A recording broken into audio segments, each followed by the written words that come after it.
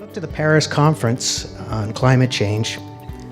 Our association thought it would be an opportune time to focus on how forests and forest products can contribute to the global thinking, can contribute to policy development, and can contribute to solutions as we grapple with this global challenge. There are many different threads of how I tell this story.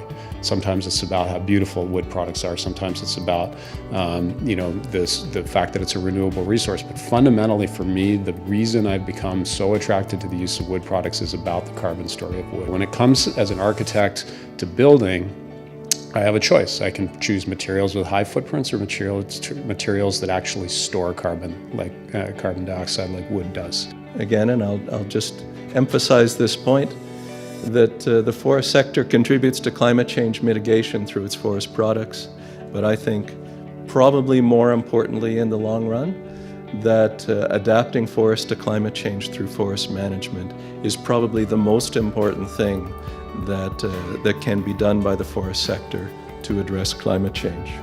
Because wood is a serious solution to this extremely serious problem is the reason, we believe in it so much.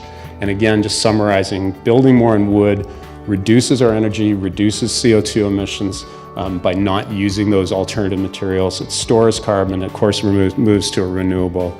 And I believe also in doing so starts to change the economics of the forest, and ultimately in many parts of the world we'll encourage afforestation where the economics of the forest aren't sound because the product use isn't an opportunity like it is in building.